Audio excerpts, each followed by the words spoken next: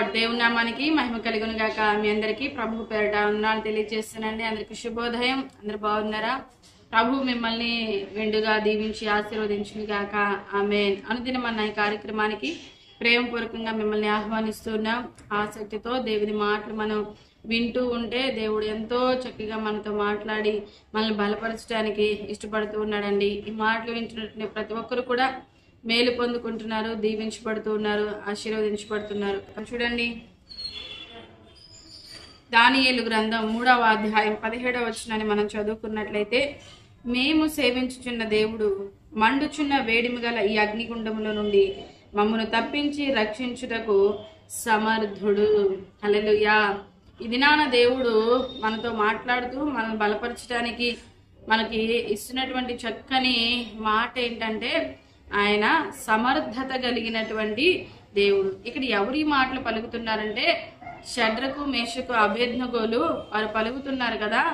ఈ మండుచున్నటువంటి వేడిమి గల ఈ అగ్నిగుండంలో నుంచి తప్పించడానికి మేము నమ్ముకున్నటువంటి దేవుడు సమర్థుడు, సమర్థత కలిగినటువంటి దేవుడు. అబ్రహాముతో ఆదికాండంలో మనం చూస్తే దేవుడు తాను ఎలాగా అబ్రహాంకి బయలుపరుచుకుంటున్నాడంటే, నేను సర్వశక్తి గల దేవుడును అంటున్నాడండి. హల్లెలూయా. సర్వశక్తి కలిగినటువంటి దేవుడు, ఏదైనా కూడా చేయగలిగినటువంటి సమర్థత కలిగినటువంటి దేవుడు. ఆకాశమును, భూమిని, సమస్తమును కూడా మాటతోనే సమస్తము నిర్మించినటువంటి గొప్ప నిర్మాణకుడు అండి దేవుడు. హల్లెలూయా. అంత గొప్ప దేవుడు. కాబట్టి షడ్రకు, మేషకు, అబేద్నెగోలు వారికి వచ్చినటువంటి శ్రమలో కూడా మరి ఏ దృఢ నిశ్చయితో ఉన్నారంటే, ఈ శ్రమ నుంచి మమ్మల్ని తప్పించగలిగినటువంటి సమర్థత కలిగిన శక్తి ఆయనలో ఉంది అని చెప్తూ ఉన్నారు. రాజు కింద పనిచేసేటువంటి వారు ఈ దానియేలు, షడ్రకు, మేషకు, అబేద్నెగోల మీద వాళ్ళు కుట్ర పన్నుతూ ఉన్నారండి.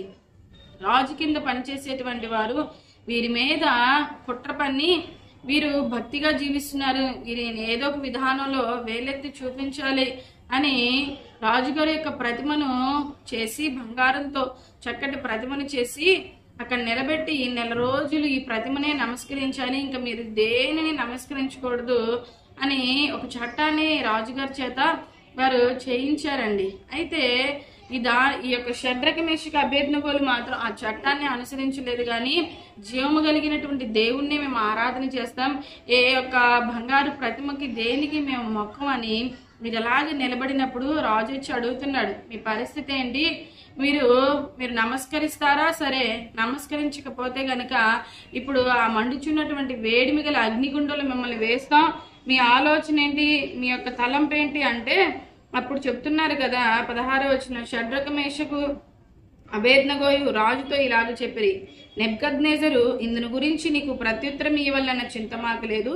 మేము సేవించుచున్న దేవుడు మండుచున్న వేడిమి గల ఈ అగ్నిగుండములో నుండి మమ్మల్ని తప్పించి రక్షించుటకు సమర్థుడు, మరియు నీ వశమున పడకుండా ఆయన మమ్మను రక్షించును. ఒకవేళ ఆయన రక్షింపకపోయినను రాజా, నీ దేవతలను మేము పూజింపము. హల్లెలూయా.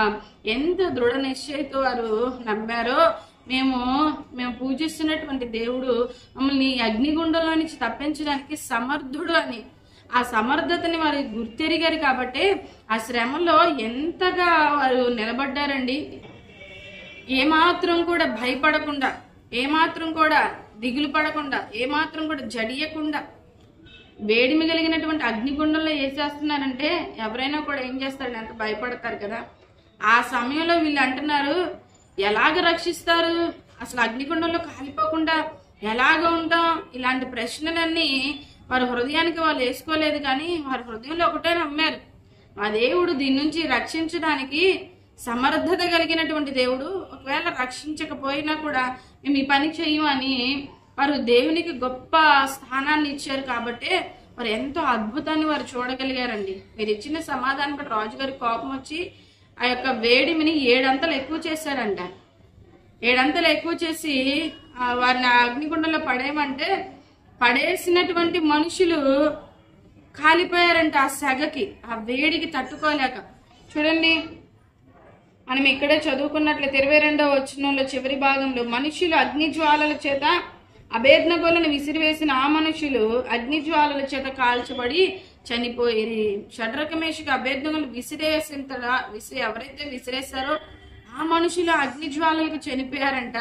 కానీ వీరు మాత్రం అగ్నిగుండంలో వేసినా కూడా క్షేమంగా ఉన్నారంట. అక్కడ బయట ఉన్నటువంటి ప్రజలందరూ చూశారు కదా, ఆ షడ్రక మేషకు అబేద్నెగోలతో పాటు ఇంకొక దేవదూతల రూపాన్ని పోలినటువంటి ఒక వ్యక్తి లోపల తిరుగుతూ ఉన్నాడు, ఆయనే వీళ్ళని రక్షిస్తూ ఉన్నాడని వాళ్ళు గుర్తెరిగారండి. ఆ తర్వాత ఆ యొక్క రాజుగారు మహా గొప్ప దేవుని సేవిస్తున్నటువంటి, మహోన్నతిని సేవిస్తున్నటువంటి దేవుని దాసులారా మీరు బయటికి రండి అని పిలిచినప్పుడు వాళ్ళు ముగ్గురు బయటకు వచ్చారండి. బయటకు వచ్చిన తర్వాత వాళ్ళని చూస్తే అగ్నివాసన కూడా వాళ్ళ దగ్గర లేదంట. వాళ్ళ తల వెంట్రుకల్లో ఒక్కటి కూడా కాలిపోవడం చూడలేదంటండి. అగ్ని చిన్న నిప్పు కూడా ఆ వెంట్రుక దగ్గర కొంచెం వేడి తగిలింది అనుకోండి, ఆ వెంట్రుక అంతా ఏమైపోతూ ఉంటుంది, అది అంతా కూడా ఆ హీట్కి కరిగిపోతూ ఉంటుంది కదా. కానీ ఒక్క వెంట్రుక కూడా పాడైపోయినట్లుగా చూడలేదంట. కనీసం అగ్నివాసన కూడా రాలేదంట. ఒక ఏదైనా పొయ్యి మీద పెట్టి వదిలిపెట్టేస్తాం అనుకోండి, మర్చిపోతాం కొన్నిసార్లు. అది మాడిపోతేనే అది ఎంత ఇల్లంతా కూడా ఏమొచ్చేస్తుందండి, వాసన వచ్చేస్తుంది కదా. ఒక అగ్గిపుల్లని వెలిగించినా కూడా ఆ సమయంలో మనం ఏం చూస్తామంటే మనకు అర్థమైపోతూ ఉంటుంది. మా పిల్లలు కొన్నిసార్లు ఆడుతూ ఉంటారు, అగ్గిపుల్లలతో ఆడుతూ ఉంటారు. మమ్మీ వచ్చేసరికి మేము ఆడలేదంటారు. కానీ ఆ అగ్గిపుల్లతో ఆ గీసినటువంటి, ఆ మండించినటువంటి ఆ మంట ఆ ప్రదేశంలో ఆ స్మెల్ వస్తూ ఉంటుంది కదా. అప్పుడు మమ్మీ అంటది కదా, ఇది ఇప్పుడు అగ్గిపుల్ల గీశారు కదా అంటే వాళ్ళు ఆ వాసన బట్టి వాళ్ళు అబద్ధం చెప్పినా కూడా పిల్లలే దొరికిపోతూ ఉంటారు కదా. అయితే ఆ కొంచెం కూడా వాసన వస్తూ ఉంటుంది. అగ్ని అనేది కాల్చబడినప్పుడు మనకు అర్థమవుతూ ఉంటుంది. అక్కడ అంత వేడిమి కలిగినటువంటి మంటల్లో వేసేసిన వీళ్ళ బట్టలు కాలేదంట. వీళ్ళ దగ్గర ఏ మహత్వం కూడా, అగ్ని వాసన కూడా లేదంట. రాజుగారు ఆశ్చర్యపోయి ఈ దేవుడు గొప్ప దేవుడని ఎంతగానో ఘనపరిచినట్లుగా, మహింపరిచినట్లుగా మనం చూస్తూ ఉన్నామండి. హల్లెలూయా. ఈ మాటలు వింటున్నటువంటి ప్రతి ఒక్కరూ కూడా దేవుడు మనతోనే మాట్లాడుతూ ఉండగా ఆయన సమర్థత కలిగినటువంటి దేవుడని, ఆయన కోసం మనం బ్రతికే వారంగా, మనం జీవించే వారంగా, శ్రమైన శోధనైన సాతాను కొన్నిసార్లు ఏం చేస్తూ ఉంటాడంటే మన యొక్క సమస్యల్ని అధికం చేస్తూ ఉంటాడు. రాజుగారు ఎలాగా అగ్నిగుండాన్ని ఏడంతల వేడిమిగా ఎలాగ చేశాడో అలాగే మనం మంచి భక్తి జీవితాన్ని చేస్తూ ఉంటే వాడు వారవలేనోడు మనల్ని అవిశ్వాసంలో నడిపించాలని, మనల్ని భక్తిహీనతలోకి నడిపించాలని ఏం చేస్తూ ఉంటాడంటే మన సమస్యల్ని, శోధల్ని ఎక్కువ చేస్తూ ఉంటాడంట.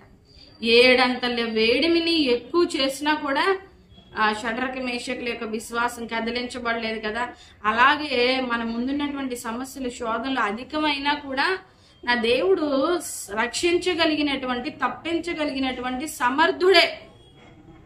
ఏదైనా ఆయన చిత్తం అని కనుక మనం తొందరపాటులో ఏ యొక్క అనాలోచన చేయకుండా, ఏ చెడు మార్గాలు ఎంచుకోకుండా, ఏ తప్పుడు మార్గాలు ఎంచుకోకుండా మంచిగానే, నీతిగానే, భక్తిగానే మనం జీవిస్తూ గనక మనం ఉన్నట్లయితే ఆ సమస్యల్లో జయాన్ని మనము పొందుకుంటామండి. ఆ సమస్యల్లో మనం విజయాన్ని మనం పొందుకుంటూ ఉంటాం. హల్లెలూయా. నీతిగానే బ్రతకాలి, భక్తిగానే బ్రతకాలి. అప్పుడు కొన్నిసార్లు అండి మనం వింటూ ఉంటాం, కరువు ఎక్కువైపోయిందని కొంతమంది వారు దొంగతనాలు చేసేసి బ్రతికేయాలి, పోషించబడాలని వారి హృదయాల్లో నిర్ణయం చేసుకుంటే ఎంతోమందికి హాని చేయాలని చూస్తూ ఉంటారు.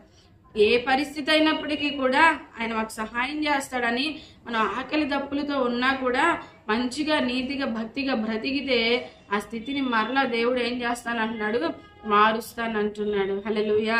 కాబట్టి ఎలాంటి పరిస్థితి అయినప్పటికీ కూడా మనం మంచిని మనం విడిచిపెట్టకుండా, నీతిని మనం విడిచిపెట్టకుండా, యథార్థతని, భక్తి జీవితాన్ని మనం విడిచిపెట్టకుండా మనం బ్రతికినట్లయితే గనక దేవుడు మనకి ఖచ్చితంగా సహాయం చేస్తాడండి.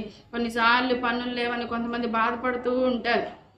కొంత పనులు ఆలస్యం అయినప్పటికీ కూడా దేవుని వైపు చూస్తూ ఉంటే ఖచ్చితంగా ఆ పనులు వచ్చిన సమయంలో ప్రభువుని స్తుతించకుండా, ప్రభువుని ఘనపరచకుండా ఉండలేరండి. ఎందుకోసం అంటే వాళ్ళు ఎంతగా ఎదురు చూశారో అంత రెట్టింపు సంతోషంతో దేవుడు వాళ్ళకి ఆ పనులు కల్పించడాన్ని చూసి వాళ్ళు ఎంతగానో దేవుని మహింపరుస్తారు, దేవుని ఘనపరుస్తూ ఉంటారు. కాబట్టి కష్టకాలం ఉంది కదా, ఈ యొక్క శ్రమకాలం కదా అని కొన్నిసార్లు దేవుని విడిచిపెట్టకుండా, దేవునికి అయిష్టమైన పనులు మనలో కనబడకుండా మనం గనక భక్తి జీవితాన్ని కలిగి జీవిస్తూ ఉంటే, ఆయన సమర్థత కలిగినటువంటి దేవుడని మనం పలుకుతూ, మన హృదయంలో ఉంచుకుంటూ, మన నోటితో పలుకుతూ ఉంటే, ఆ సమర్థత కలిగినటువంటి దేవుడు నీ జీవితంలో, ఆ సర్వశక్తి కలిగినటువంటి దేవుడు నీ జీవితంలో కార్యం చేయడానికి ఆయన ఇష్టపడుతూ ఉన్నాడు. తద్వారా నీ యొక్క జీవితాన్ని బట్టి, సాక్ష్య జీవితాన్ని బట్టి, నీ కుటుంబంలో జరిగేటువంటి మేలులను బట్టి, ఉపకారాలను బట్టి ఆయన మహిమ తెచ్చుకోవడానికి కూడా ఆయన ఇష్టపడుతూ ఉన్నాడండి. హల్లెలూయా. కాబట్టి ఈ మాటలు వింటున్నటువంటి ప్రతి ఒక్కరూ కూడా సమర్థత కలిగినటువంటి దేవుడని షడ్రక మేషకుని అబేద్నెగోలు ఎలాగ విశ్వాసం ఉంచి ధైర్యంగా వారు అనేక మంది ఎడలు నిలబడ్డారో, మనం కూడా అలాగ నిలబడి దేవుడిచ్చేటువంటి కృప, దేవుడిచ్చేటువంటి మేలు మనమందరం కూడా పొందుకోవడానికి పరిశుద్ధాత్మ దేవుడు మనకి సహాయం చేయను గాక. ఆమె ప్రార్థన చేసుకుందాం. పరిశుద్ధుడా, ప్రేమగల తండ్రి, నీకు వందనాలు, స్తోత్రాలు.